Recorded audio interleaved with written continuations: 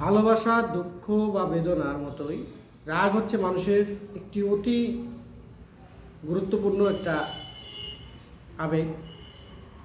কিন্তু এই রাগের একটা লিমিট আছে। যখনই রাগের আপনি লিমিটকে ক্রস করবেন তখনই সেটা মানুষের জন্য খারাপ। শুধু মানুষের জন্য না, তার আশেপাশের সমাজ, তারপর কর্মস্থল, তার পারিপার্শ্বিক সবখানেই এই রাগ একটা বিরূপ প্রভাব ফেলতে পারে। তো অতিরিক্ত রাগ আমরা কিভাবে নিয়ন্ত্রণ করব তার কয়েকটি পদ্ধতি আজকে জানব। প্রথমত,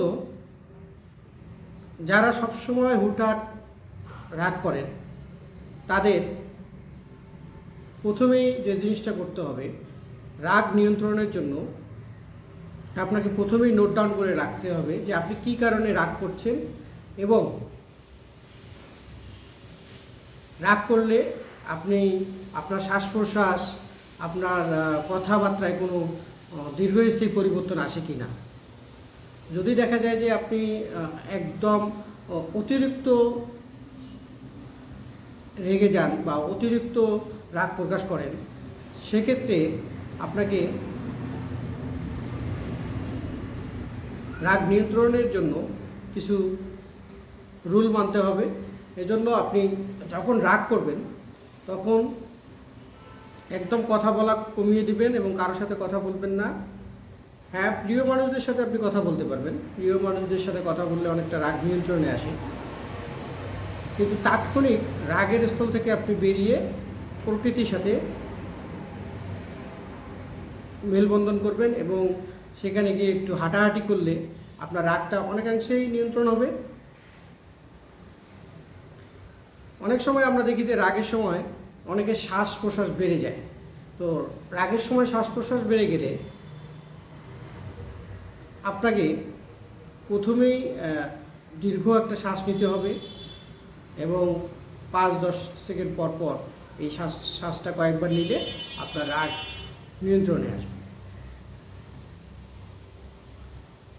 আর রাগ নিয়ন্ত্রণের জন্য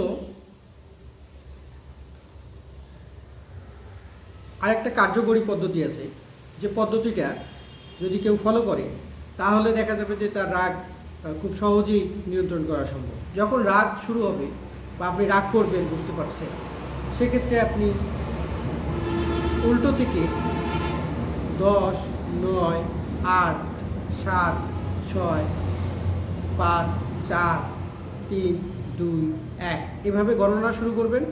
এভাবে গণনা করলে আপনার রাগ অনেকাংশেই কমে যাবে এবং এই প্র্যাকটিসটা যদি আপনি ধরে রাখেন তাহলে আপনার যে অতিরিক্ত যে রাগ করার প্রবণতা সেটা থাকবে না। রাগ নিয়ন্ত্রণের মাধ্যমে আমাদের জীবন আরো সুন্দর হোক। সবাইকে শুভকামনা জানাই। ধন্যবাদ।